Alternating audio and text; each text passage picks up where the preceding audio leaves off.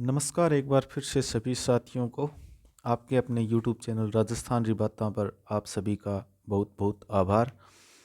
ये हमारा साइको का सेशन चल रहा है जिसमें हमने कुछ क्लासें कंप्लीट कर ली हैं तथा मैन बाल विकास की पृष्ठभूमि हमने पढ़ ली है।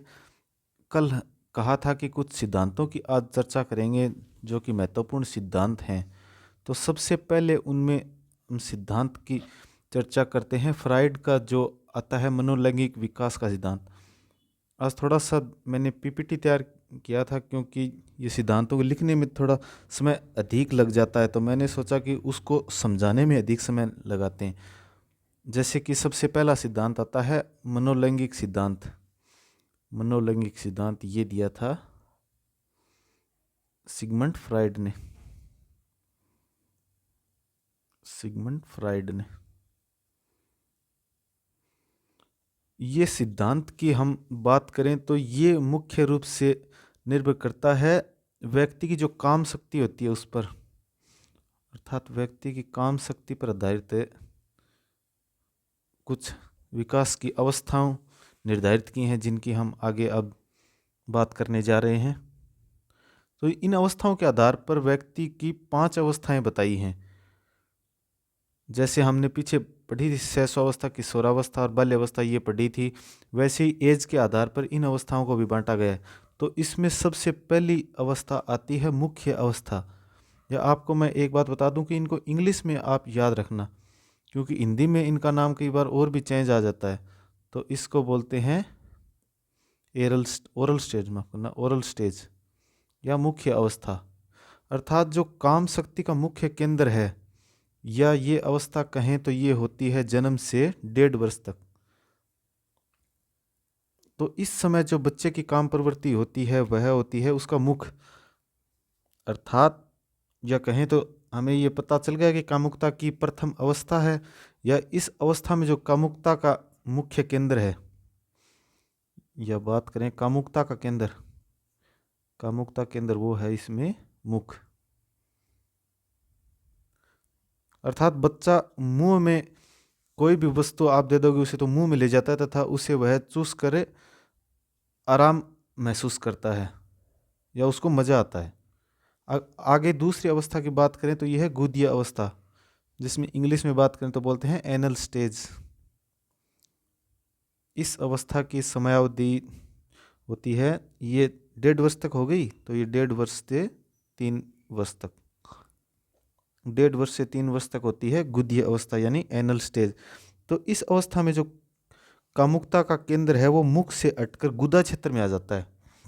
अर्थात बात करें केंद्र की तो मैं बार बार कामुकता नहीं लिखूंगा, क्योंकि जो मनोलैंगिक सिद्धांत है ये कामुकता के क्षेत्र पर आधारित है। तो इसमें जो केंद्र है कामुकता का वह होता है गुदीय क्षेत्र, गुदीय क्षेत्र। इसके बाद में तीसरी अवस्था आती है इसकी लैंगिक अवस्था। लैंगिक अवस्था अर्थात इंग्लिश में इसको बोलते हैं फेलिक स्टेज। फेलिक स्टेज समय आप नोट करते रहना।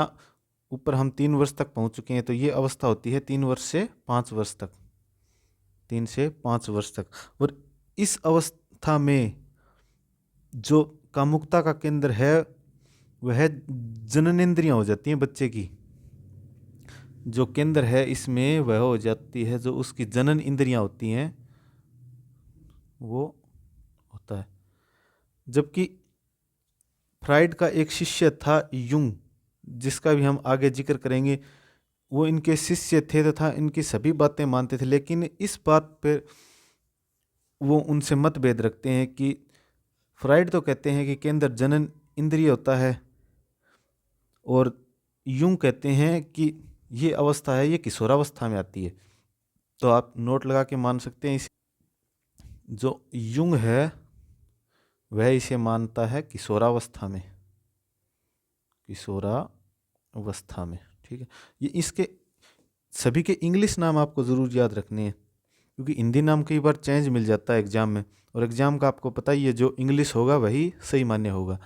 आगे इसकी जो चौथी स्टेज आती है वो होती है अदृश्यात्मक अवस्था, अर्थात अव्यक्त, इसको बोलते हैं अव्यक्त। अर्थात इसमें जो कामुकता का क्षेत्र है वह स्पष्ट रूप से दिखाई नहीं देता, अर्थात है अव्यक्त होता है, या इंग्लिश में बोलते हैं इसको लेटेंसी स्टेज, लेटेंसी स्टेज। इसमें दिखाई नहीं देता, अर्थात है अव्यक्त होता है। और समय वही 5 वर्ष तक ऊपर आ गए हैं तो 6 से 12 वर्ष तक, अर्थात इसमें बालक खेल में अधिक रुचि दिखाता है, काम प्रवृत्ति इतनी उसमें देखने को नहीं मिलती है। जो बाल्यावस्था का अंतिम समय होता है ना, वही अंतिम अवस्था आती है इसकी जननेंद्रिय अवस्था, जो कि जाके आती है किशोरावस्था में, अर्थात 12 से 18 वर्ष, या इंग्लिश में बात करते हैं इसे जेनिटल स्टेज कहते हैं, जननेंद्रियां, जेनिटल स्टेज। किशोरावस्था में जो कामुकता का केंद्र है वह जननेंद्रियों पर आधारित हो जाता है, जो उसकी जनन की इंद्रियां होती हैं उन पर आधारित हो जाती है, अर्थात है इसका उपयोग करके वह विपरीत लिंग के प्रति अधिक आकर्षित होता है। वो हम इसकी किशोरावस्था की विशेषताओं में भी पढ़ कर आए हैं, विपरीत लिंग की और आकर्षण, और जो इसमें केंद्र होगा वो जनन इंद्रियां,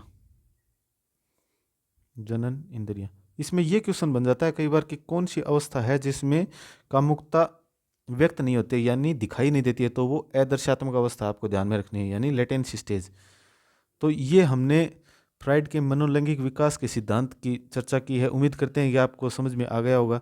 अब आगे एक महत्वपूर्ण सिद्धांत आता है बच्चे के विकास को लेकर, उसमें उसका सामाजिक विकास किस प्रकार से होता है, या मन और सामाजिक मिलकर उसका विकास किस प्रकार से होता है, उस पर एक सिद्धांत आता है मनोसामाजिक विकास का सिद्धांत, जो कि एक बहुत ही पहुंचे मनोवैज्ञानिक थे इरिक इरिक्सन के द्वारा दिया गया। तो सबसे पहले क्वेश्चन आपका यही बनता है, ये जो मैं सिद्धांत बता रहा हूँ इनमें सबसे पहले तो आपको ये ध्यान रखना है कि सीधा सीधा क्वेश्चन आ जाता है कि इस सिद्धांत के देने वाले कौन थे, तो आपको ये चीज़ भी सीधा सीधा ध्यान में रखना। आगे स्टेज की भी चिंता करेंगे, चर्चा करेंगे, जैसे कि मनोसामाजिक विकास का सिद्धांत ये दिया था इरिक इरिक्सन ने, इरिक इरिक्सन ने। ये भी जो सिगमंड फ्राइड थे उनके नियमों से काफ़ी हद तक प्रभावित थे, तथा उन्हें उनकी तरह ही काम करते जा रहे थे, तथा उनके सभी प्रयोगों को मान रहे थे। लेकिन जो फ्राइड ने कामुकता कहा था ना, कामुकता को ये नहीं मानते हैं, कामुकता को ये महत्वपूर्ण नहीं मानते हैं। तो ये मानते हैं कि जो व्यक्ति मनोसामाजिक विकास सिद्धांत है ये मुख्य रूप से 4 बातों पर निर्भर करता है, 4 बातों पर निर्भर करता है। जैसे इसने 4 बातें बताई हैं, एक तो जो व्यक्तिगत रूप से होता है, व्यक्ति में व्यक्तिगत, जिसे हम कह सकते हैं पर्सनल। दूसरा इसमें इन्होंने जिक्र किया है संवेगों का, अर्थात सांवेगिक रूप से, सांवेगिक रूप से यानी इमोशनल। तीसरा ये बात करते हैं किस प्रकार से सांस्कृतिक मिलकर भी उनका विकास होता है, सांस्कृतिक, सांस्कृतिक को इंग्लिश में बोलते हैं कल्चरल, कल्चरल। और चौथा इन्होंने बात की है सामाजिक विकास, सामाजिक विकास या सोशल डेवलपमेंट। इन सब से मिलकर विकास होता है।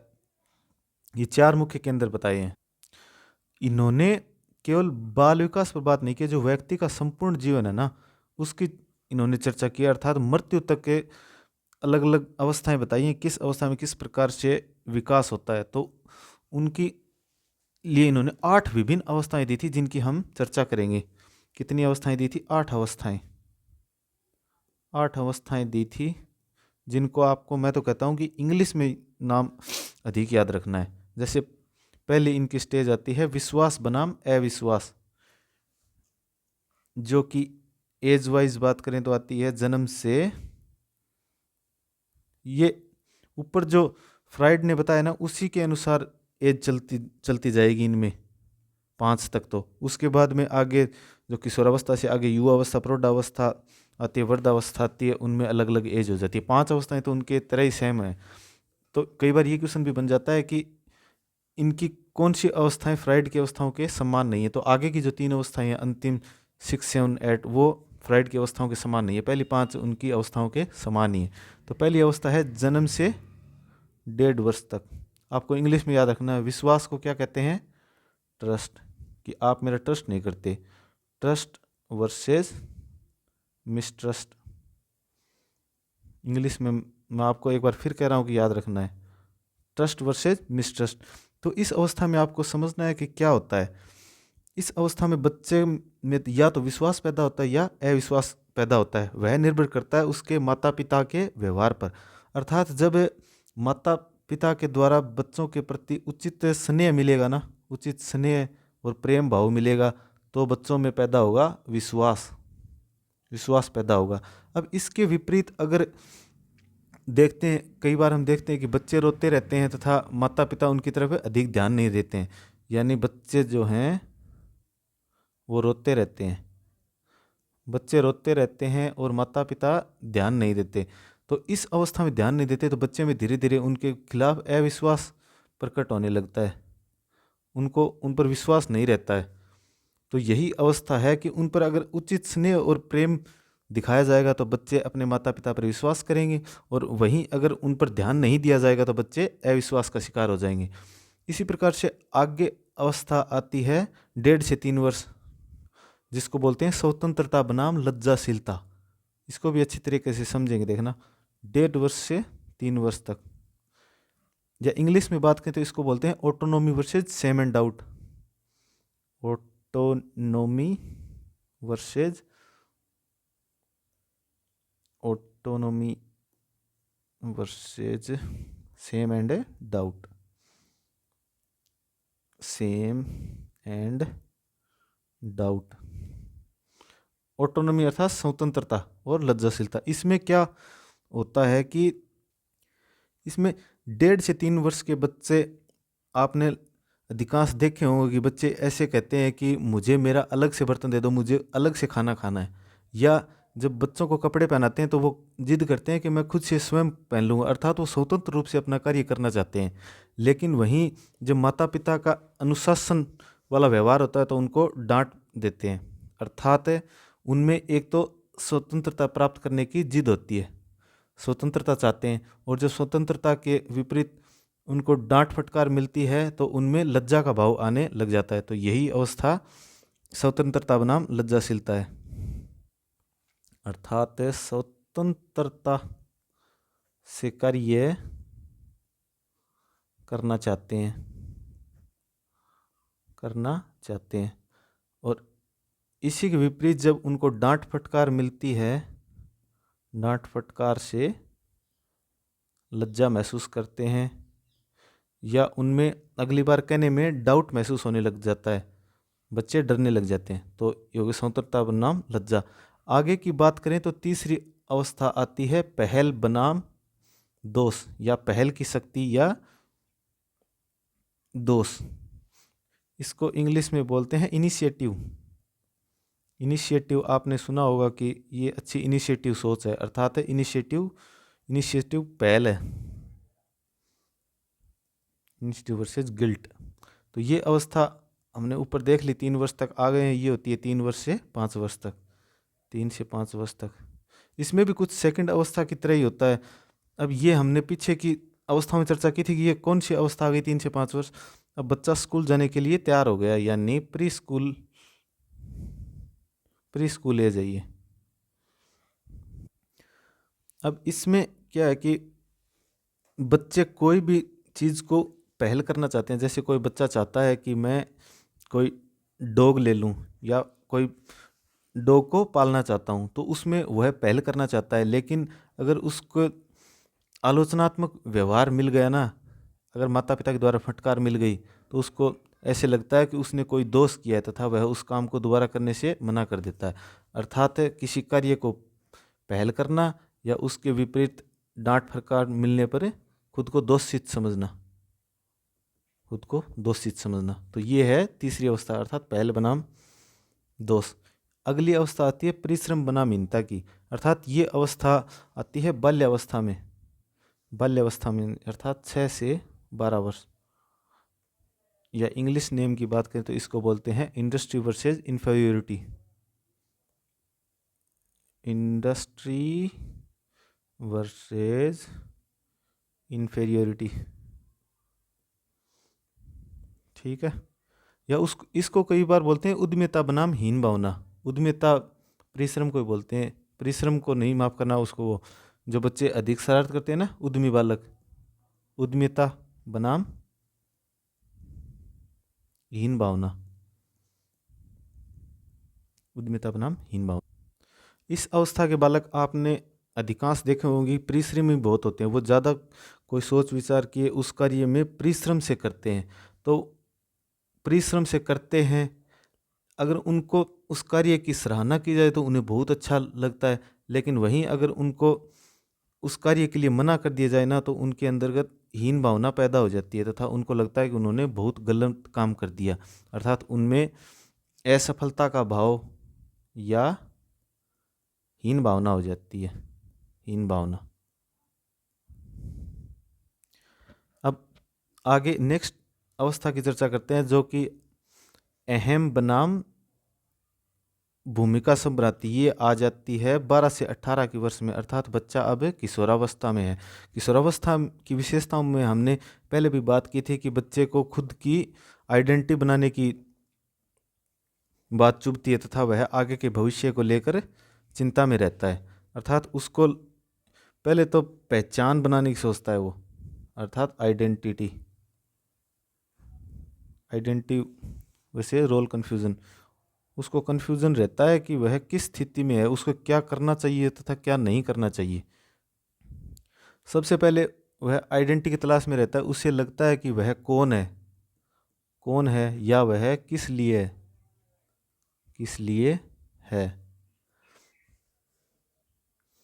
ये उसके दिमाग में क्वेश्चन आता है। और जब यह वह निर्धारित नहीं कर पाता है ना, अर्थात भविष्य के बारे में कुछ निर्धारित नहीं कर पाता है, तो उसमें संभ्रांति आ जाती है, संभ्रांति आ जाती है, अर्थात अनेक तरह के विचार पैदा होने लगते हैं। या इंग्लिश में आपको सही समझ में आएगा कि उसको अपने रोल को लेकर कन्फ्यूज़न पैदा हो जाता है कि उसे क्या करना चाहिए, उसे क्या नहीं करना चाहिए। तो ये हम 5 अवस्थाओं की चर्चा कर चुके हैं। आगे अब पीछे की अवस्थाओं में हमने यहीं तक देखा था कि 12 से 18 अवस्था के चर्चा की है, लेकिन मैंने कहा था कि इरिक एरिक्सन ने पूरे व्यक्ति के विकास को बताया, अर्थात वृद्धावस्था तक। तो आगे की चर्चा 18 वर्ष से आगे होगी।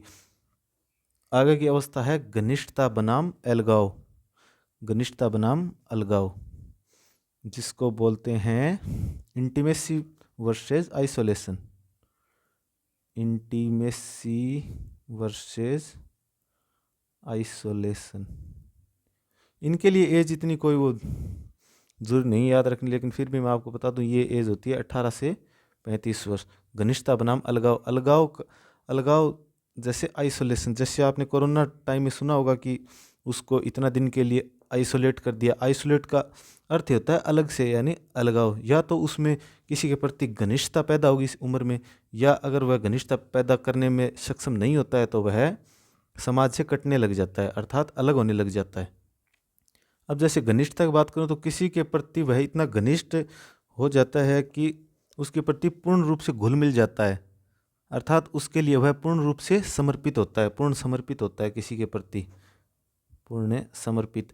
अगर इसके विपरीत उससे वह वापस प्रेम नहीं मिलता है, यह वही व्यवहार वापस उसको नहीं मिलता है, तो वह अलगाव की स्थिति में आ जाता है। अलगाव की स्थिति में कहें तो सामाजिक रूप से अलग हो जाता है, सामाजिक अलगाव। ये अवस्था हो गई 6 नंबर की। अब इससे आगे बात करते हैं 35 वर्ष से आगे की। 35 वर्ष से आगे की अवस्था आती है सृजनात्मकता बनाम स्थिरता, जिसको बोलते हैं जेनेटिविस्ट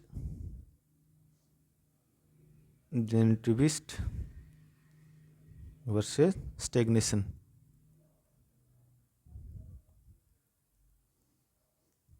सृजनात्मकता कह देते हैं इसको या जननात्मकता कह देते हैं। इसमें क्या होता है कि इस अवस्था में वह जननात्मकता में उत्पादकता लाना चाहता है, अर्थात वह पैसे कमाने के बारे में सोचता है।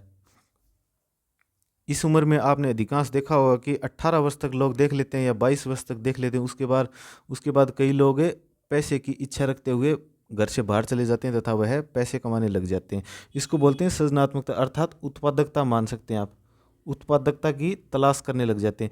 अगर इस उम्र में उन्हें उत्पादकता नहीं मिली तो वह स्थिरता महसूस करने लग जाते हैं, अर्थात उनका जीवन एक स्थिर हो जाता है, अर्थात रुक जाता है विकास। विकास रुकने का मतलब ये है कि जब उत्पादकता अच्छी तरीके से नहीं होती है तो उसमें स्थिरता आ जाती है। अब अंतिम अवस्था आती है अहम संपूर्णता बनाम हताशा की। अब व्यक्ति बिल्कुल वृद्धावस्था की बात कर रहा है, अर्थात इसकी मैं कह रहा हूँ इतनी उम्र की वो आवश्यकता नहीं है। 7वीं अवस्था की बात कर रहा हूँ, इसमें 35 से 65 वर्ष होती है, 35 से 65 वर्ष। और ये अंतिम जो है इसकी होती है 65 वर्ष से आगे जहाँ तक उसके सांस हैं, अर्थात मृत्यु तक। इसमें क्या होता है कि व्यक्ति अपने जो पीछे के अनुभव होते हैं, अर्थात जो जीवन है उसके बारे में सोचता है तथा वह देखता है कि उसने कितने कार्य किए तथा वह कितना सक्षम रहा, किसने उसके सकारात्मक कार्य रहे, उसने कौन सा कार्य संपूर्ण किया या कौन सा कार्य उससे रह गया। तो अगर व्यक्ति को ये लगता है कि उसको जितने भी जीवन में कर्तव्य करने थे उसने पूरे किए हैं तो तब तो वह संपूर्णता की अवस्था में होता है। और जब उसको लगता है कि यार ऐसा नहीं हुआ, वह नहीं हुआ, तो वह हताश हो जाता है, अर्थात है नैराश्य का भाव उत्पन्न हो जाता है। इंग्लिश में इसको कहूँ तो इसको बोलते हैं ईगो इंटीग्रिटी, ईगो इंटीग्रिटी या डिस्पेयर होता है निराशा। अर्थात व्यक्ति को या तो लगता है कि उसने संपूर्णता को प्राप्त कर लिया है, या अगर उसे लगता है संपूर्णता प्राप्त नहीं किया तो उसे ये सोचकर नैराश्य का भाव उत्पन्न होता है, अर्थात निराश होता है। तो ये हमने चर्चा की है एरिक एरिक्सन के मनोसामाजिक सिद्धांत की। अब आगे देखते हैं कि व्यक्ति में किस प्रकार से भाषा का विकास होता है या बच्चों में विकास होता है। तो उसके लिए एक भाषा विकास का सिद्धांत आता है जो कि नोम चोम्स्की ने दिया था। आगे बात करते हैं हम भाषा विकास का सिद्धांत जो कि दिया था नोम चोम्स्की ने। अब मैं आपको जितने भी मनोवैज्ञानिक हैं उनके बारे में ये नहीं बता रहा हूँ कि उनका जन्म कब हुआ तथा उनका जन्म कहाँ हुआ, अमेरिका में हुआ, पोलैंड में हुआ, कहाँ हुआ, क्योंकि उससे इतना अधिक कोई क्वेश्चन नहीं बनता है। हमको केवल बालक का विकास किस प्रकार से होता है उसके संदर्भ में इन सभी का क्या योगदान रहा उसकी चर्चा करनी है, जो कि हम कर रहे हैं। तो भाषा विकास का सिद्धांत का सीधा क्वेश्चन है कि भाषा विकास का सिद्धांत किसने दिया, तो ये दिया था नोम चोम्स्की ने। ये मानते हैं कि जो भाषा का विकास है ना वह बच्चे की एक जन्मजात योग्यता है। जिस प्रकार से शारीरिक विकास होता है, अर्थात जैसे जैसे शरीर परिपक्व होता जाता है वह संपूर्णता को प्राप्त करता जाता है, वहीं भाषा भी बच्चे का जन्मजात योग्यता है। इसके लिए इन्होंने इसमें महत्वपूर्ण 2 नियम बताए हैं। जिससे पहले इन्होंने कहा कि जो बच्चे को आप ऐसे नहीं कि पहले व्याकरण बताओ, कि भाषा सिखाओ। भाषा अर्थात भाषा का लगातार संवाद करेगा तो उसके बाद में वो उसकी व्याकरण पकड़ने लग जाएगा, किस प्रकार से वाक्य बना है। इसके तहत इन्होंने 2 नियम बताए हैं, जिसमें पहला नियम है सतही संरचना का नियम, अर्थात लॉ ऑफ सरफेस स्ट्रक्चर। सतही को बोलते हैं सरफेस स्ट्रक्चर, यानी ऊपर ऊपर का, जिसमें मुख्य रूप से आता है जैसे बोलना पढ़ना लिखना, ये आता है बोलना पढ़ना लिखना। और दूसरा नियम इसमें आता है गहरी संरचना का नियम, अर्थात डीप स्ट्रक्चर अर्थात भाषा किस प्रकार से बनी हुई है उसको किस प्रकार से हम अर्जित कर सकते हैं, अर्थात ग्रामेटिक थ्योरी, ग्रामर किस प्रकार से बनी हुई है, ग्रामर थ्योरी बोलते हैं। तो भाषा विकास के सिद्धांत में वैसे कुछ खास है नहीं, केवल ये मेन क्वेश्चन इतना ही बनता है कि भाषा विकास का सिद्धांत किसने दिया था, ये दिया था नोम चोम्स्की में। अब हम आगे एक महत्वपूर्ण सिद्धांत की चर्चा कर रहे हैं, अर्थात नैतिक विकास की चर्चा कर रहे हैं। नैतिक विकास का एक महत्वपूर्ण सिद्धांत है लोरेंस कोलबर्ग का। नैतिक विकास का सिद्धांत जो है वह है मुख्य रूप से लोरेंस कोलबर्ग का। किस प्रकार से व्यक्ति में नैतिक विकास होता है उसके लिए इन्होंने, आपको मैं बता दूं कि इसमें भी बच्चों को कन्फ्यूजन रहता है। इसमें 3 तो स्तर होते हैं और 6 अवस्थाएं होती हैं। कई बार क्वेश्चन यहीं से ऊपर ऊपर से आ जाता है कि नैतिक विकास के सिद्धांत में कितनी अवस्थाएं होती हैं। तो अवस्थाएं तो होती हैं 6 और स्तर होते हैं 3। कुछ से अवस्थाएं, और पहले ऑप्शन में आपको मिलेगा स्तर 3 सतर, तो आप वही करके आ जाएंगे। लेकिन इसमें ध्यान रखना है कि 3 स्तर होता है जिनमें अलग अलग से दो दो करके और 6 अवस्थाएं होती हैं, प्रत्येक स्तर में 2 अवस्थाएं। अब नैतिक विकास को समझने के लिए जो कोलबर्ग हैं उन्होंने एक कहानी का इस्तेमाल किया था। उसके आधार पर वह अलग अलग बच्चों में टेस्ट करते हैं तथा उनके जानते हैं कि उनका उसके ऊपर क्या इम्पैक्ट पड़ा है या वह उसको किस नज़र से देखते हैं। तो वह एक कहानी बताते हैं कि कोई एक यूरोप में हिंज नाम का व्यक्ति था और उसकी पत्नी जो है वह गंभीर रूप से घायल हो जाती है और उसकी जो दवाई थी वह बहुत महंगी आती है तथा उसके पास में एक मेडिकल वाला था जिसके पास वह दवाई उपलब्ध थी, लेकिन वह जो दवाई का रेट था उससे 10 गुना अधिक रेट मांग रहा था। लेकिन अब इतनी कहानी सुनाई बच्चों को और उसके बाद में वह अलग अलग उम्र के बच्चों से अलग अलग पूछते हैं। वह बच्चों से पूछते हैं क्या जो हिंज है उसको वह दवाई चुरा लेनी चाहिए थी, क्योंकि अगर वह दवाई नहीं देगा तो उसकी पत्नी मर जाएगी। और वह बाद में बच्चों से कहता है क्या चोरी करना सही है या गलत है। इस प्रकार से अनेकों क्वेश्चन पूछता है तथा उसके आधार पर बच्चों की अवस्थाएं निर्धारित करते हुए उन्होंने 3 स्तर तथा 6 अवस्थाएं दी हैं। जैसे इसमें 3 स्तर कौन से बताए थे, जैसे ये बताए थे 3 स्तर बताए, जैसे एक बताते हैं पूर्व पारंपरिक, एक बताते हैं पारंपरिक, एक बताते हैं उत्तर पारंपरिक। आप इनको ऐसे याद रख सकते हैं, जैसे बीच वाला याद रख लेना पारंपरिक, पारंपरिक से पहले पूर्व पारंपरिक और पारंपरिक के बाद में उत्तर पारंपरिक। इसको बोलते हैं conventional stage. Conventional stage English में याद रखोगे ना तो आसान रहेगा। ये कन्वेंशनल है तो ये इससे पहले हो जाएगा, यानी pre conventional stage, pre conventional stage. और ये इसके बाद है तो ये हो जाएगी पोस्ट कन्वेंशनल या पास्ट कन्वेंशनल, पोस्ट कन्वेंशनल। जैसे सबसे पहले अब पूर्व पारंपरिक है तो यह उन्होंने बांटा है एज में, जो बच्चे की अवस्था है 4 वर्ष से 10 वर्ष की अवस्था है ना, उसमें बांटा है।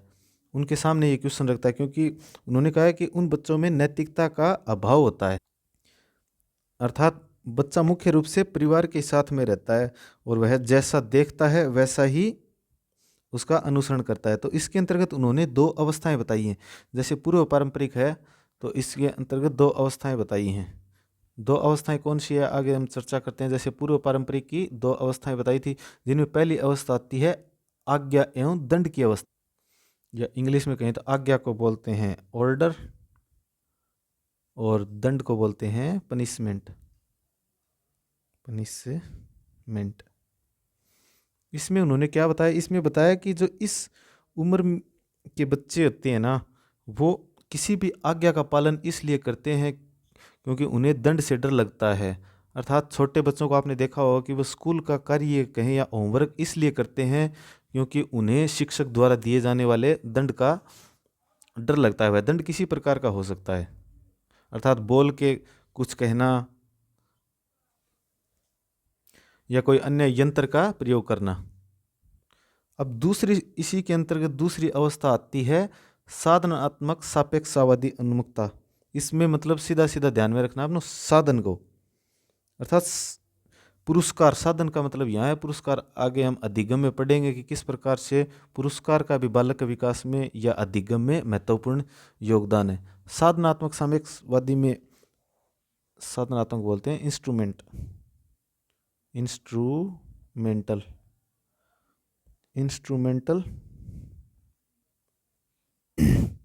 सीधा सीधा इसका अर्थ यही है कि बच्चे इस उम्र के कार्य तभी करते हैं जब उनको कोई पुरस्कार दिया जाता है। अर्थात छोटी उम्र के बच्चों को आपने देखा होगा, जैसे 26 जनवरी होती है, 15 अगस्त होती है, तो उन पे उनका कविताएं और कोई कहानी कहने का केवल मतलब यही होता है कि उनको कोई पेंसिल मिलेगी या पुरस्कार मिलेगा। उनको आज़ादी का और संविधान इतना कुछ पता नहीं होता है। अर्थात ज़्यादा न सोचते हुए इसका एक सीधा निकल के आता है कि बच्चे टिट फॉर टैट के सिद्धांत पर चलते हैं इस अवस्था में। टिट फॉर टैट के सिद्धांत चलते हैं। अब आगे हम देखते हैं कि दूसरी स्टेज आती है पारंपरिक, अर्थात परंपरा से जुड़ी हुई। इसकी एज इन्होंने निर्धारित की है 10 से 13 वर्ष की, अर्थात बाल्यावस्था का अंतिम काल तथा किशोरावस्था का शुरुआती काल। इस अवस्था में बालक का सर्वाधिक नैतिक विकास होता है। तो ये भी कई बार छोटा सा क्वेश्चन बन जाता है कि इनकी जो 3 स्टेज हैं उनमें सर्वाधिक नैतिक विकास कौन सी अवस्था में होता है, तो वह होता है पारंपरिक अवस्था में, यानी कन्वेंशन स्टेज में सर्वाधिक नैतिक विकास। जैसे बालक अपने समाज को देखता है, अपने धर्म को समझता है, अपने देश की संस्कृति के आधार पर, उनके जो नैतिक मूल्यों के आधार पर अपनी नैतिकता का विकास करते हुए आगे बढ़े। इसमें भी वही 2 अवस्थाएं आती हैं, तीनों में 2-2 अवस्थाएं हैं। तो पारंपरिक की 2 अवस्थाएं कौन सी हैं उनकी हम बात करेंगे। जैसे इस स्टेज को बोलते हैं, थर्ड वन को उत्तम लड़का या अच्छी लड़की जैसी, या कहें तो गुड बॉय नाइस गर्ल। इसका सीधा सीधा अर्थ है कि इस एज में ये जो तीसरी अवस्था है इसमें उनको अपनी प्रशंसा सुनना बहुत पसंद होता है। अर्थात छोटे बच्चों को आप इस उम्र की एज में अक्सर देखते हैं कि ये काम तो अभी कर देगा, देखना ये बहुत अच्छा लड़का है या बहुत अच्छी लड़की है, तो आपका छोटा मोटा या कोई भी काम होता है वो करके दे देते हैं। और इसमें चौथी अवस्था आती है सामाजिक व्यवस्था के प्रति सम्मान की अवस्था। अर्थात इस अवस्था के जो बालक होते हैं वह जो समाज के नियम कायदे होते हैं उनके प्रति पूरा सम्मान रखते हैं। उनके द्वारा समाज ही सब कुछ होता है, अर्थात जो समाज के द्वारा निर्धारित व्यवस्था और जो नियम बनाए हुए होते हैं वह उनका पूरा सम्मान करते हैं। अर्थात अब लिखना तो इसमें क्या है कि इसमें पूरा इस अवस्था में नाम में ही छुपा हुआ है, सामाजिक व्यवस्था के प्रति सम्मान की अवस्था। बाकी मैंने आपको बताया। अब अगली अवस्था की बात करते हैं तो इसमें आती है उत्तर पारंपरिक अवस्था, अर्थात 13 वर्ष के बाद की अवस्था। आगे कहाँ तक है वो इन्होंने निर्धारित नहीं किया, लेकिन आगे की सभी अवस्थाओं को इसी में इंक्लूड कर लिया है। जैसे 13 वर्ष के बाद की अवस्थाएं, इसमें भी वही 2 अवस्थाएं हैं जिनकी हम बात करते हैं। देखना, एक तो है सामाजिक समझौते की अवस्था। सामाजिक समझौते की अवस्था, इस अवस्था की बात करें तो थोड़ी थोड़ी सोच में विकसितता दिखाई देती है तथा जो उसके स्वयं के जो नैतिक मूल्य होते हैं ना उनको अधिक मूल्य दिया जाता है। अर्थात स्वयं के नैतिक मूल्यों को मूल्य देते हुए कई बार बालक को समाज की जो परिस्थितियां होती हैं उनके साथ समझौता करना पड़ता है। सामाजिक परिस्थितियों से समझौता,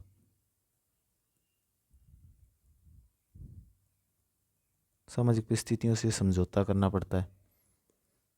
नेक्स्ट इसकी अंतिम जो अवस्था आती है वह अवस्था आती है सार्वत्रिक नीतिपरक सिद्धांत उन्मुख। इसमें ये मानते हैं कि इसको एक अन्य नाम से भी जानते हैं, विवेक की अवस्था भी बोलते हैं इसको, विवेक की अवस्था। अर्थात सोच इतनी विकसित हो जाती है कि अगर समाज के नियमों को तोड़कर भी अगर खुद आप प्रसन्न हैं तो उन नियमों को तोड़ा जा सकता है। अर्थात किसी व्यक्ति विशेष से बढ़कर समाज के नियम नहीं हो सकते। विवेक की अवस्था। तो ये कुछ अवस्थाएं थी। इसमें एक महत्वपूर्ण क्वेश्चन बनता है कि जो सबसे ऊंची अवस्था इसमें कौन सी होती है।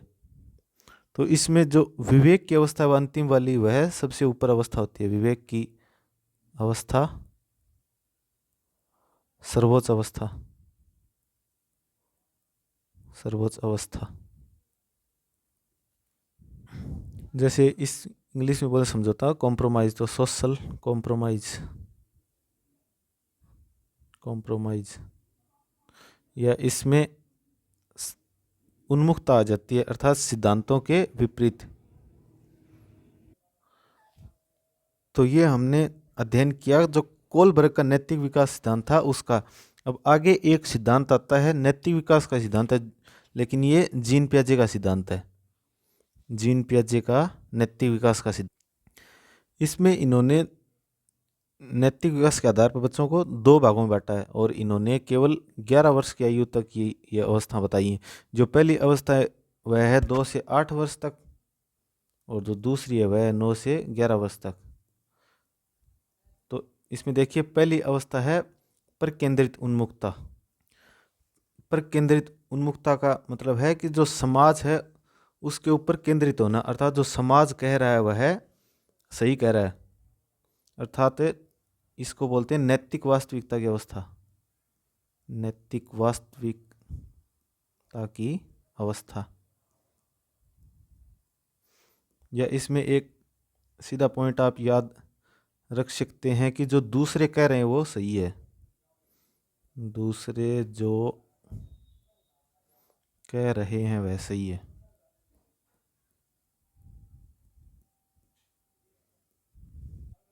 जैसे आप समझते हैं, जैसे बड़ों के नियमों के स्रोत के रूप में देखना, बड़ों की आज्ञा का पालन करना, आज्ञा का पालन करना, अर्थात पूर्ण रूप से समाज पर केंद्रित होते हैं। इनका मानना है कि जो समाज में चल रहा है वह बिल्कुल सही है, या समाज केंद्रित कह सकते हैं, अर्थात समाज के द्वारा बनाए गए नियमों की अवहेलना करना बुरी बात है। या सीधा कहें तो परिणाम महत्वपूर्ण नहीं है, परिणाम महत्वपूर्ण नहीं है। नहीं नहीं, इसमें परिणाम महत्वपूर्ण है, इरादे महत्वपूर्ण नहीं है, इरादे नहीं। जो अगला आता है इसमें कहते हैं कि इरादा महत्वपूर्ण है, परिणाम क्या होता है उसका कोई इम्पोर्टेंस नहीं है। तो पहली है कि जो समाज में चल रहा है वह सही है, और दूसरी आती है स्वायत्त उन्मुखता, अर्थात खुद की सोच, अर्थात आत्म केंद्रिता, वे स्वतंत्र रूप से सोचने लग जाते हैं। तो पहली जो स्टेज है ये है 2 से 8 वर्ष, और दूसरी है 9 से 11 वर्ष। 9 से 11 वर्ष अर्थात किशोरावस्था या स्टार्टिंग है, या बाल्यावस्था का अंतिम रूप से, जिसमें तर्क शक्ति उत्पन्न हो जाती है, या अमूर्त चिंतन की ओर बढ़ने लग जाता है, या उसकी सोच में विकास का स्तर बढ़ जाता है। तो इसमें वह स्वतंत्र रूप से सोचने लग जाता है, स्वतंत्र रूप से सोचना या खुद के डिसीजन लेना, स्वतंत्र रूप से सोचना, अर्थात जो समाज के नियम हैं उनको खुद की खुशी के लिए परिवर्तन भी किया जा सकता है, अर्थात जो समाज के नियम हैं वे परिवर्तनशील हैं। जैसे कोई उदाहरण से समझे, जैसे बच्चा कोई चीज़ की कहीं से चोरी कर लेता है और वह आगे जाके गिर जाता है, तो उसको लगता है, पहली अवस्था की बात करें तो उसको ये लगता है कि उसने जो चोरी की है उसी के कारण उसको किसी प्रकार की हानि हुई है तथा वह गिर गया है। जब खुद की उसकी सोच हो जाती है तो उसे लगता है कि चोरी करना अलग बात है और गिरना किसी कारणवश अलग बात है, तो ये दोनों बातों में अंतर है। तो आज हमने कुछ सिद्धांतों की चर्चा की है, कल हम और 2 महत्वपूर्ण सिद्धांत हैं उनकी चर्चा करेंगे, जो कि सामाजिक सामाजिक विकास का पारिस्थितिक पर सिद्धांत आता है यूरी ब्रोनफेनब्रेबर का, और एक वाइगोत्स्की का सामाजिक और सांस्कृतिक विकास का सिद्धांत आता है, जिसके अंतर्गत जेडपीडी आते हैं, स्कैफोल्डिंग आते हैं, एमक्यू आते हैं। तो कल हमारा ये चैप्टर पूरा हो जाएगा। तो आज का सेशन हम यहीं समाप्त करते हैं। धन्यवाद।